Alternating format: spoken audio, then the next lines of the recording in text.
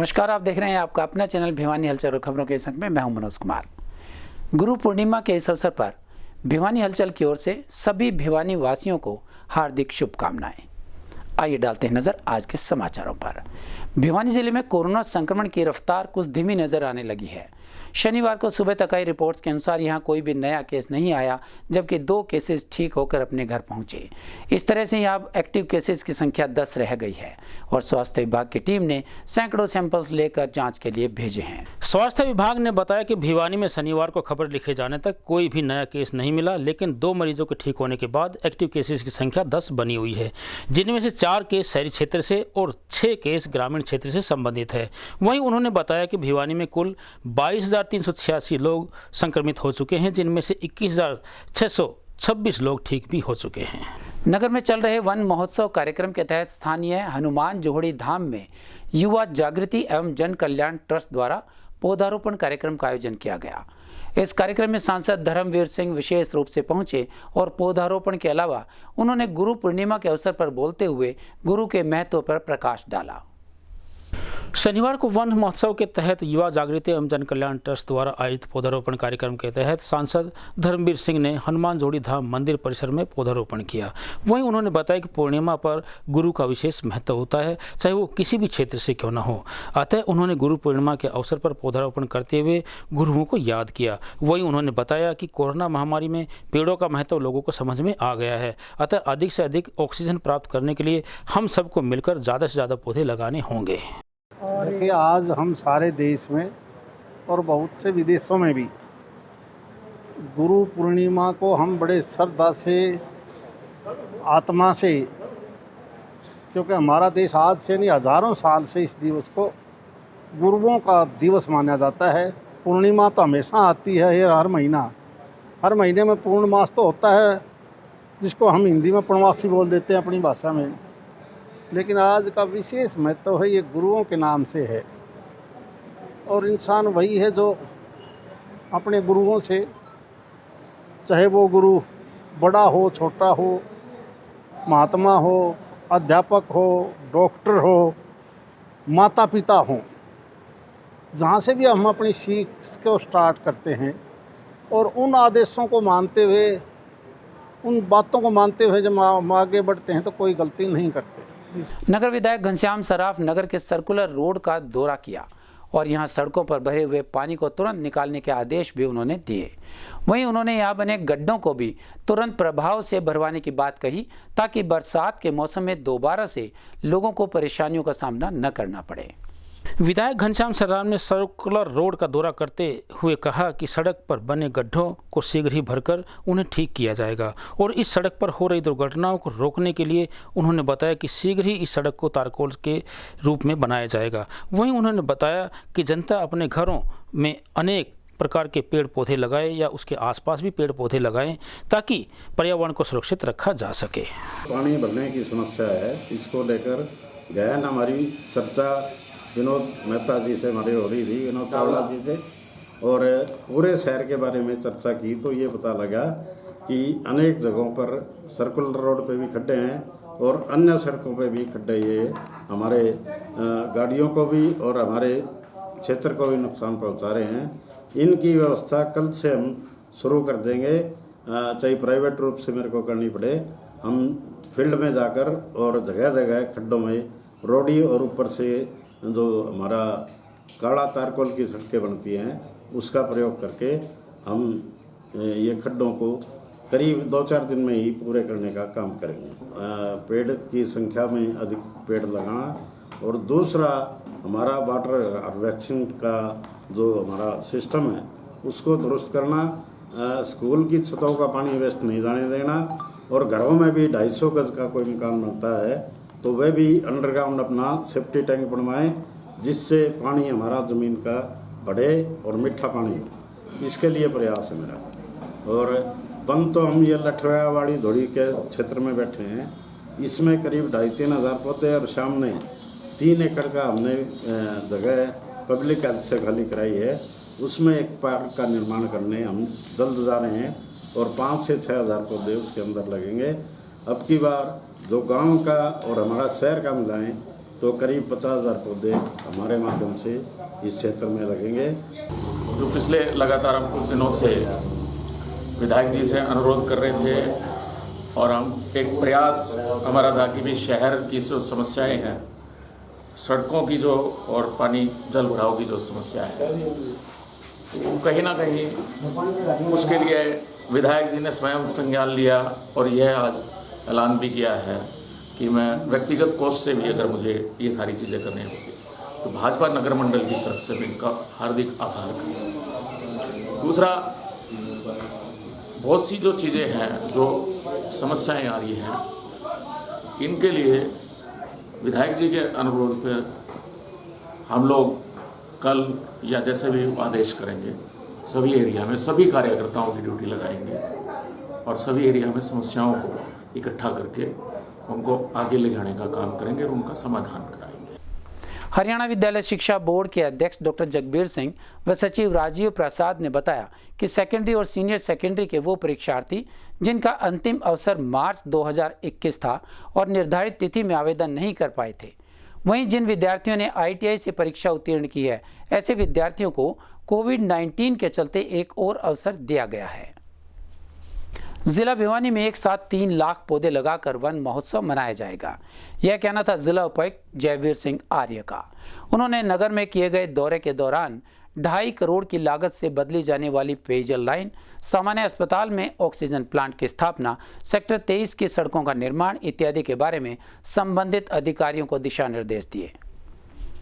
उपायुक्त जयवीर सिंह आर्य ने वन महोत्सव को लेकर शनिवार को लग्गेसर चौवाल स्थित DRDA सभागार में विभिन्न विभागों के अधिकारियों की बैठक को संबोधित करते हुए कहा कि 25 जुलाई को वन महोत्सव के दिन पौधारोपण को एक बड़े इवेंट के तौर पर मनाया जाएगा। उन्होंने कहा कि गांव स्तर से लेकर ब्लॉक, सब डिवीजन और फिर जिला स्तर तक पौधारोपण कार्यक्रम आयोजित किए जाएंगे। उन्होंने निर्देश देते हुए कहा कि हर सरकारी विभागों के कार्यालय परिसर के अलावा पार्क, रोडवेज परिसर, पुलिस लाइन, थाना परिसर, गांव, रेलवे लाइन के साथ साथ नहरों व सड़कों के किनारे पौधे लगाए जाएंगे। वहीं उपायुक्त जयवीर सिंह आर्य ने शनिवार को हुड्डा व नगर परिषद अधिकारियों के साथ लेकर शहीद भगत सिंह चौक से सिटी रेलवे स्टेशन को जाने वाली सड़क का निरीक्षण किया।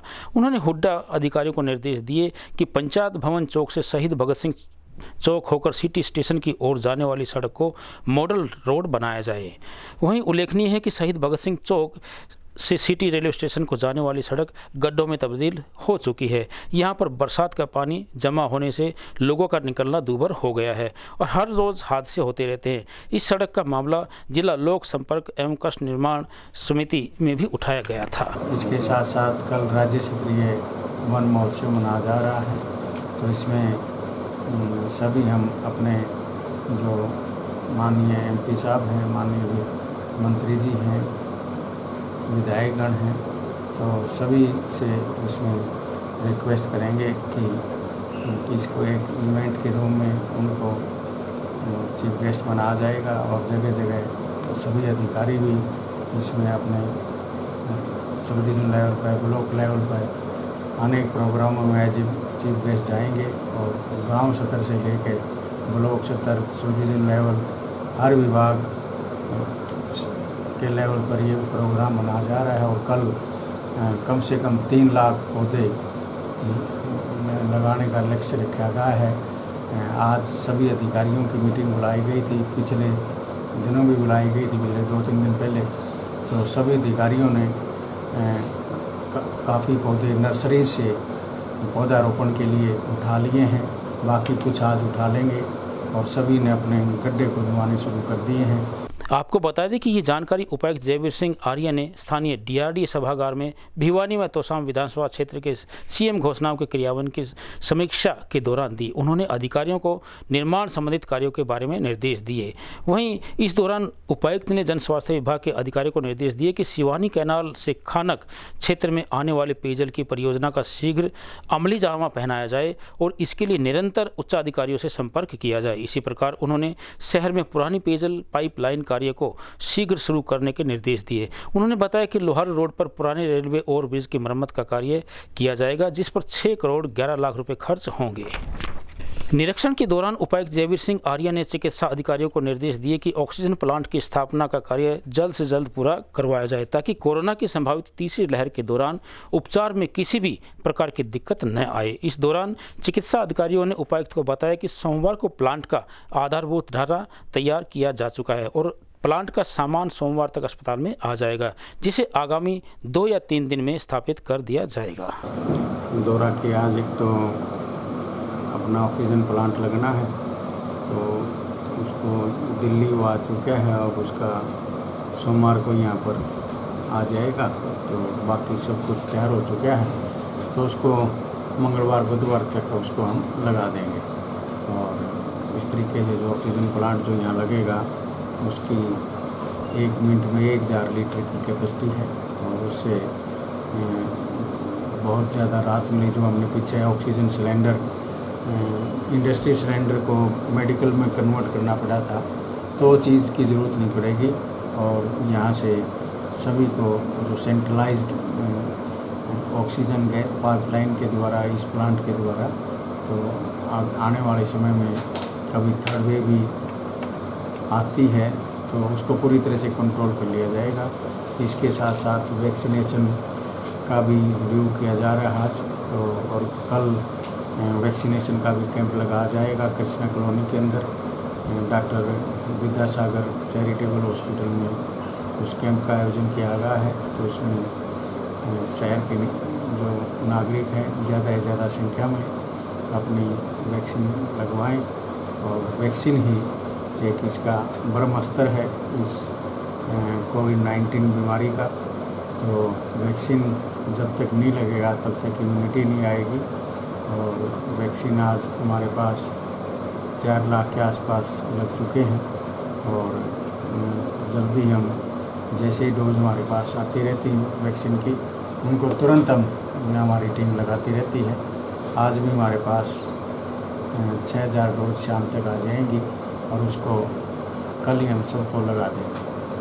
नगर के जहरगिरी आश्रम में महंत डॉक्टर अशोक गिरी महाराज के सानिध्य में गुरु पूर्णिमा महोत्सव मनाया गया। इस अवसर पर यहां सत गुरुदेवों का जलाभिषेक व पूजन अर्चन किया गया।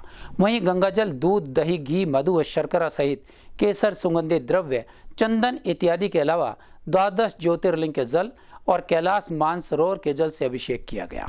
गुरु पूर्णिमा के अवसर पर पूरी बाबा हनुमान मंदिर में महंत मायानंद महाराज द्वारा हवन यज्ञ का आयोजन करके भंडारे का आयोजन किया गया। वहीं उन्होंने बताया कि कोरोना काल में मानव धर्म से बढ़कर कोई भी धर्म नहीं है।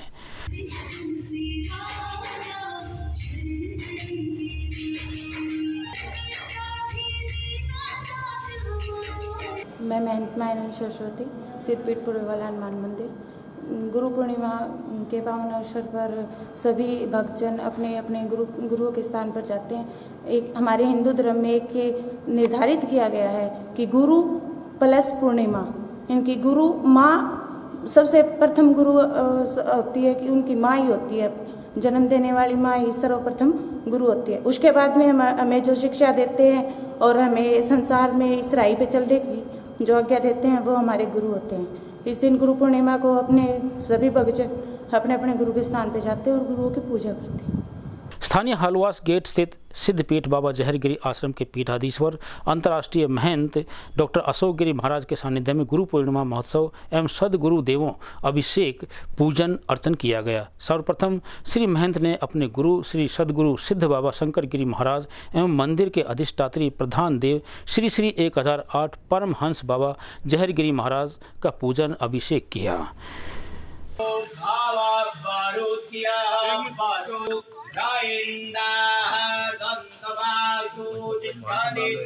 व्याप्तेन चराचरम तत्पदम तस्तेन तस्मै श्री गुरुवे नमः। गुरु अर्थात जीवन, गुरु अर्थात मोक्ष।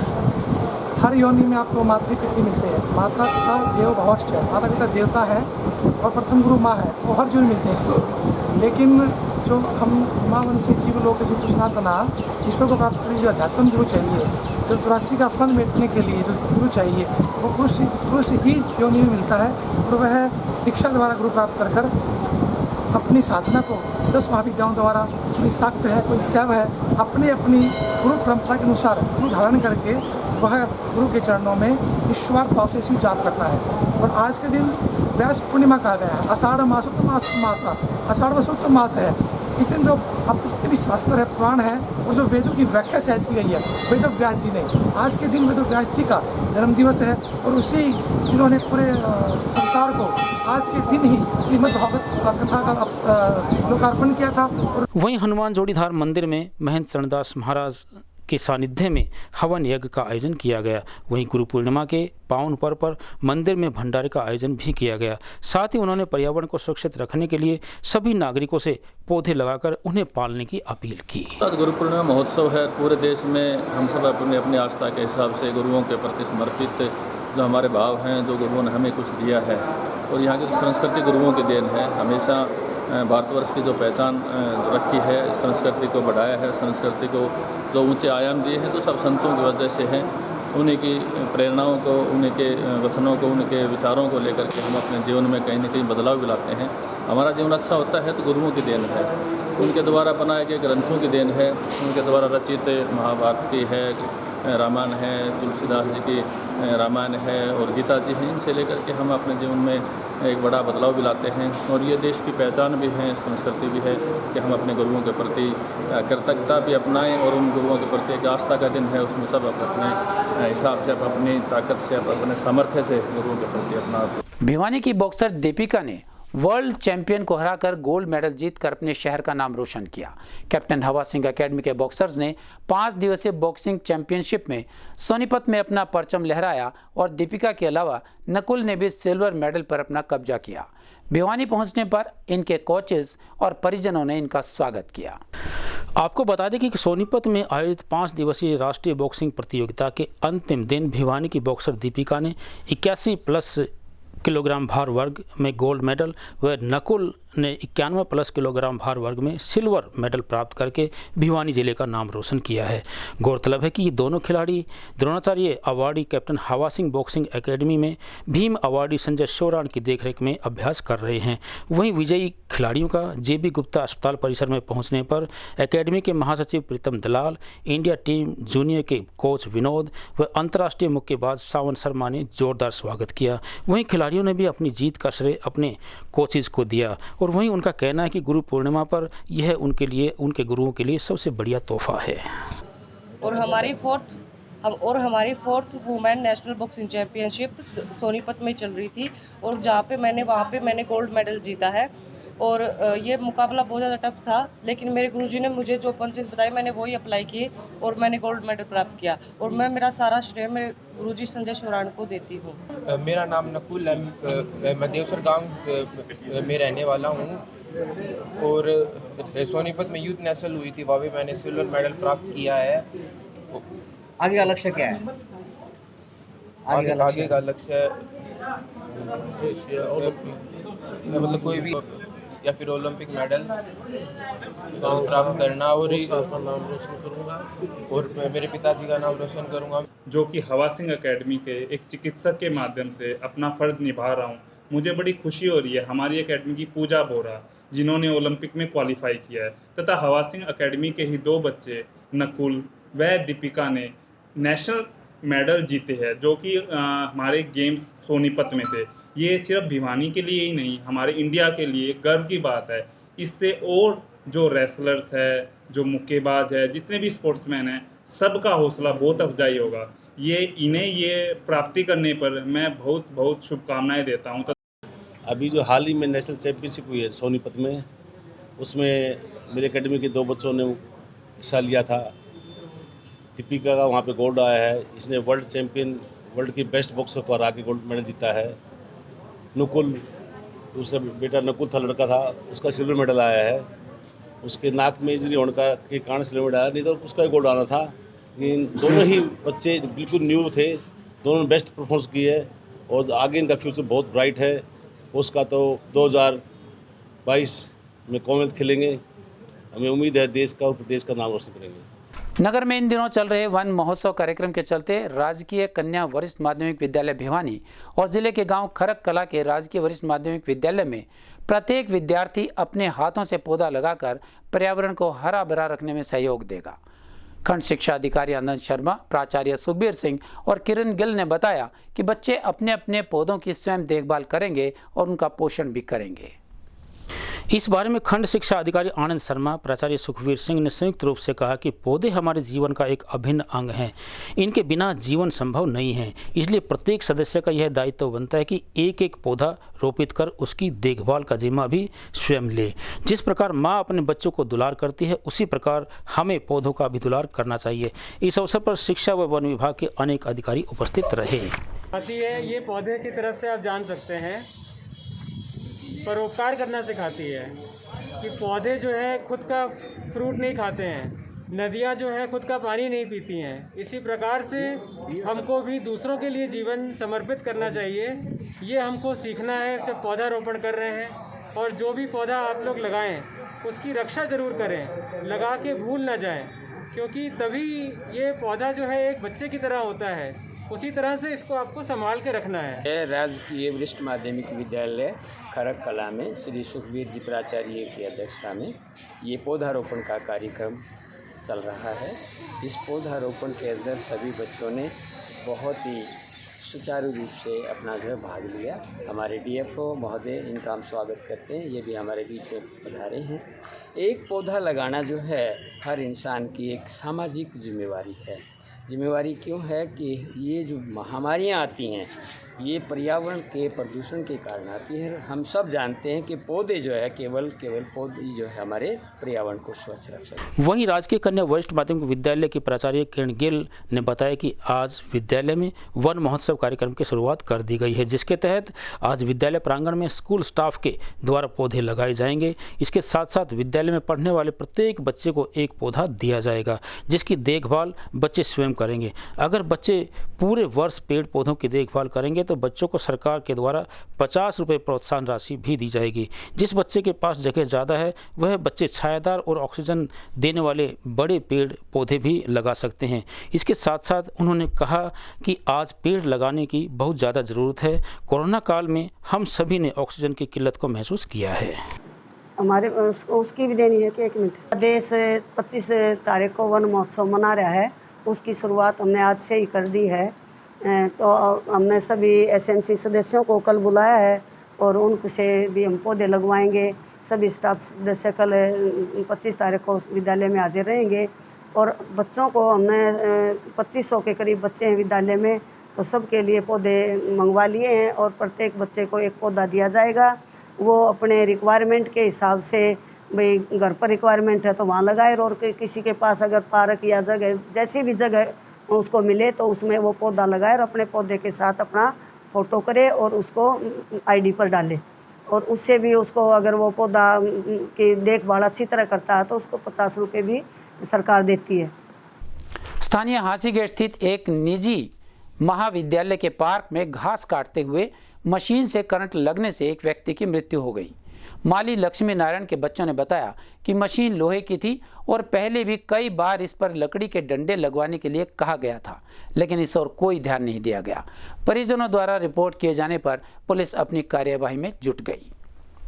मृतक लक्ष्मी नारायण के बेटे अंकित ने बताया कि हम 2 भाई और हमसे बड़ी एक बहन है। तीनों भाई कोई भी शादीशुदा नहीं है। उन्होंने बताया कि पिताजी ने पहले भी काफ़ी बार शिकायत कर दी थी कि मशीन में लकड़ी के डंडे लगवा दिए जाएं, लेकिन इस ओर कोई ध्यान नहीं दिया गया। वहीं उन्होंने कहा कि यह सरासर मैनेजमेंट की गलती है, उसी के कारण उनके पिताजी की मौत हुई है। सन ऑफ लक्ष्मी नारायण का लड़का, जो कि मेरे पापा आज यहाँ सुबह 8:45 पे घर से निकले थे, कॉलेज आए थे 9 बजे। फिर उन्होंने यहाँ पे काम करा। ये कॉलेज वालों की लापरवाही की वजह से आज मेरे पापा जी की मृत्यु हो गई, जो कि इन्होंने तार वगैरह, ये मशीन बहुत दिनों से मेरे पापा कह रहे थे कि बहुत दिनों से ख़राब है ये मशीन, तो फिर भी कॉलेज वालों ने कोई कार्रवाई नहीं करी, जो कि आज इस कमी की वजह से मेरे पापा जी की मृत्यु हो गई। जो भी गलती है कॉलेज वालों की है।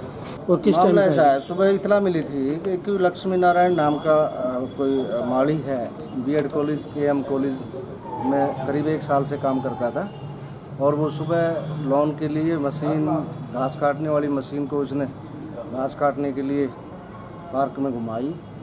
तो मेरा मौका अनुसार, देखे अनुसार, तो जो उसकी मशीन की डोरी थी बिजली की जिसमें करंट आ रहा था, वो सारे पार्क में फैली हुई है।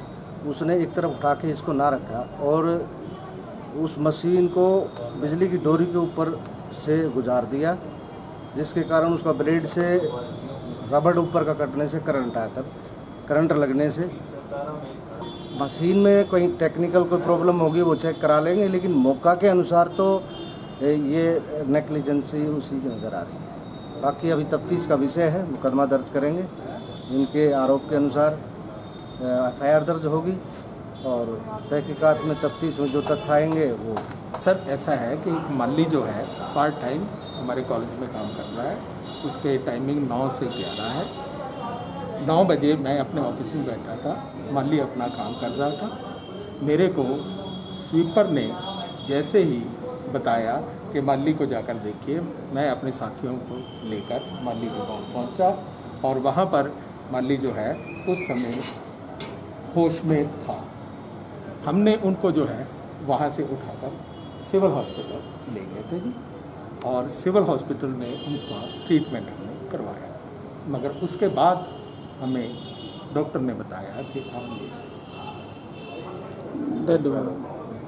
यहाँ न तो कोई सफाई कर्मचारी ही है और न ही पानी की निकासी हो रही है।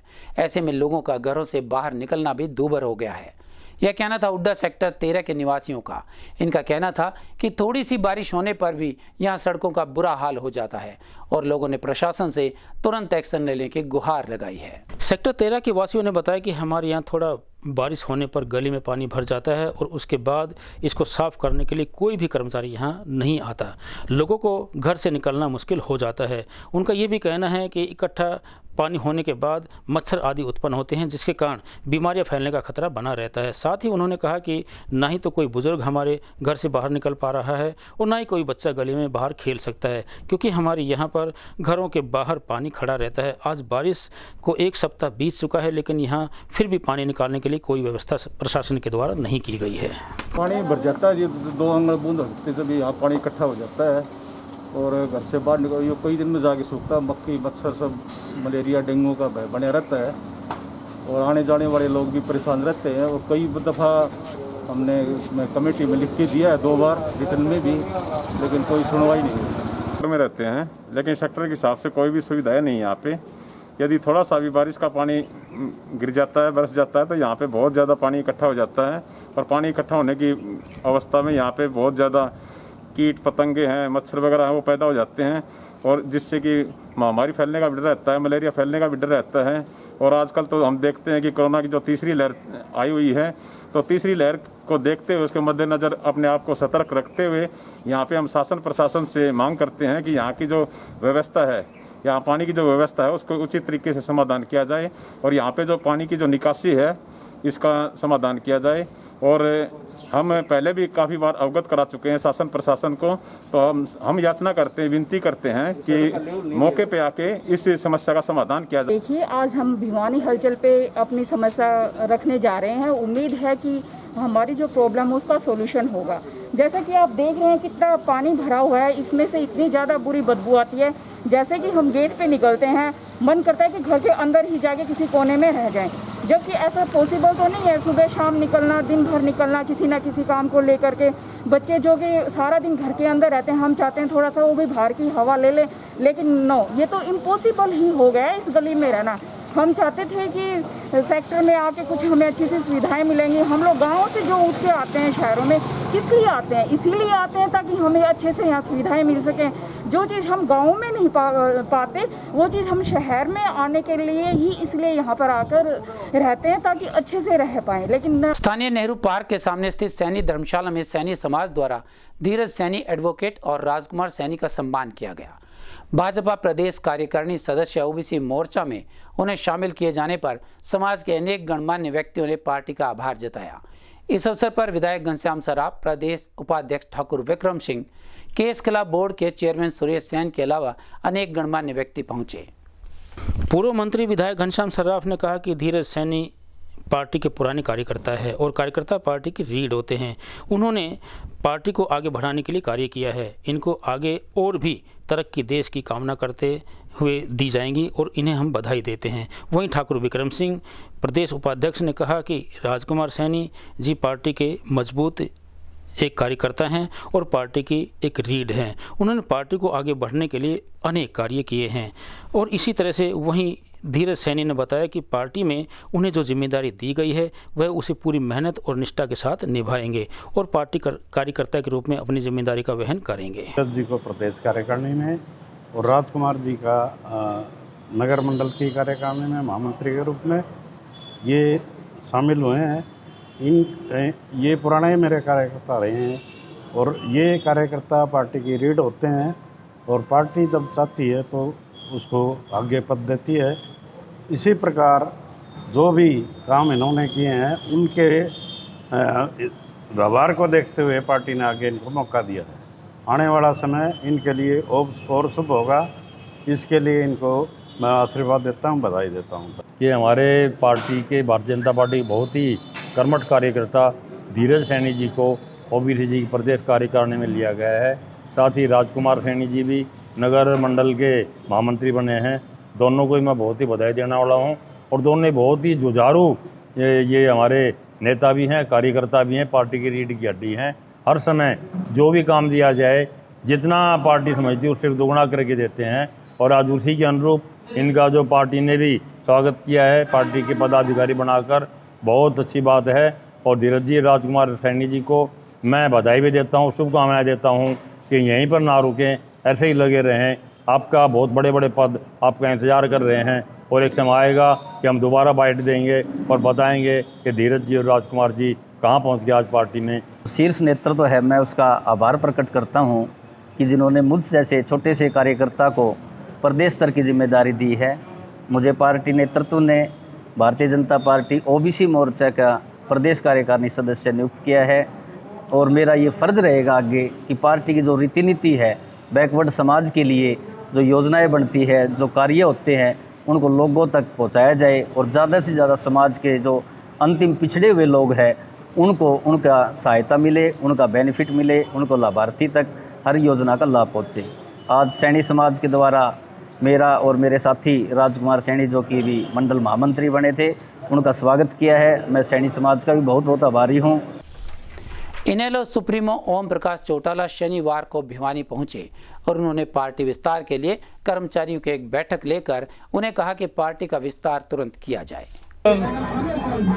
लंबा तक करने की आवश्यकता नहीं है, सभी जाति के लोग इकट्ठे हैं, निश्चित रूप से परिस्थितियां जल्द बदलेंगी। ये जो पार्लियामेंट का सेशन अब शुरू है और कल से पार्लियामेंट के अपोजिशन के मेंबर पार्लियामेंट में जुलूस की शक्ल में गए, वो इसका कानून का विरोध करेंगे और सरकार को ये कानून बदलना पड़ेगा। सरकार और किसानों में टकराव है, सरकार के मंत्री हो, सीएम हो, कहीं जा नहीं पाते, कोई प्रोग्राम नहीं कर पाते। लगता है ऐसे में सरकार चल पाएगी, अपना काम कर पाएगी।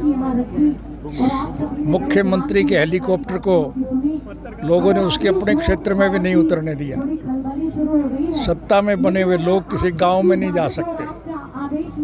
इससे साफ जाहिर है कि लोग इस सरकार के खिलाफ हैं, सरकार को त्याग पत्र देना पड़ेगा। सर, चर्चाएं थी कि हरियाणा में मंत्रिमंडल का विस्तार होगा, लेकिन इसी बीच चर्चा है कि सीएम को भी बदला जा सकता है, तो कैसे बदलाव को हमारे संग में बस इतना ही। अगले के लिए देखते रहेगा आपका अपना चैनल भिवानी हलचल।